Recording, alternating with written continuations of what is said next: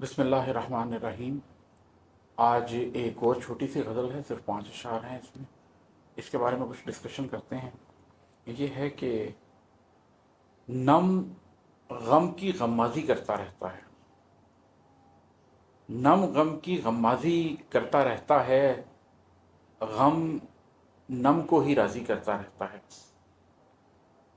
وہ سارے لوگ جو زندگی میں کسی شدید دکھ سے گزرے ہوں، انہوں نے اپنے اندر ایک کیفیت بارہا محسوس کی ہوگی کہ کبھی وہ چاہتے ہیں کہ ان کا غم ظاہر نہ ہو، وہ اپنی آنکھوں کے تمام آنسو پی لینا چاہتے ہیں، وہ چاہتے ہیں کہ ان کی آنکھیں خشک رہیں، ان کے دل کے اوپر غم قطرہ قطرہ ٹپ ٹپ کر کے گرتا رہتا ہے، لیکن وہ اپنی آنکھ سے اس غم کو ظاہر نہیں ہونے دیتے۔ اور کبھی ایسا بھی ہوتا ہے کہ آنکھ بے بس ہو جاتی ہے اور آنکھ چھلک اٹھتی ہے۔ اردو شاعری آپ پڑھ کر دیکھیں تو آپ کو ہزاروں شعر مل جائیں گے جہاں پر ایک طرف ضبط کی بات ہو رہی ہوگی کہ ضبط غم کتنا ضروری ہے، اور ایک طرف آنکھ کے چھلکنے کی بات ہو رہی ہوگی کہ آنکھ کیسے بھر آتی ہے اور آنکھ سے آنسو کیسے بہنے لگ جاتے ہیں۔ میں نے بھی اس چیز کو، اس غم کو بہت دفعہ محسوس کیا ہے، اور کیونکہ میرا عمومی مزاج یہ ہے کہ آنکھ کو چھلکنا نہیں چاہیے، غم کو برداشت کر لینا چاہیے، غم کو ظاہر نہیں کرنا چاہیے، سوائے ان کچھ مواقع کے جہاں پر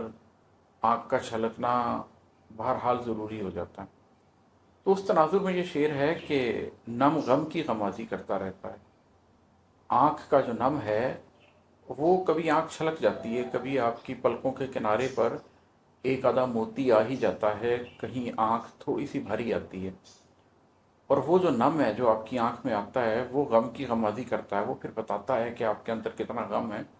وہ ایک قطرہ نہیں ہوتا، وہ ایک طوفان ہوتا ہے جو آنکھ تک آ گیا، اور غم نم کو ہی راضی کرتا رہتا ہے۔ دوسری طرف جو آپ کا دکھ ہے وہ آنکھ کو یہ بتاتا رہتا ہے کہ چشم نم کا کوئی فائدہ نہیں ہے، اپنے آنسو کسی کو دکھانے کا کوئی فائدہ نہیں ہے، ان آنسوؤں کو روک کے رکھو۔ تو یہ جو آپ کے اندر ایک کشمکش چلتی رہتی ہے جس میں آپ کی آنکھ کا نم یہ چاہ رہا ہوتا ہے کہ وہ غم کی غمازی کرے، وہ نظر آ جائے، وہ ظاہر ہو جائے، وہ جھلک جائے، اور آپ کا غم یہ چاہ رہا ہوتا ہے کہ نہیں، آنکھ ایسا نہ کرے، آنکھ ضبط غم کے اوپر قائم رہے، اور وہ نم کو راضی کرتا رہتا ہے کہ نہیں، آنکھ سے نہ چھلکو۔ تو یہ اس کیفیت کا اظہار کرتی ہے، نم غم کی غمازی کرتا رہتا ہے، غم نم کو ہی راضی کرتا رہتا ہے۔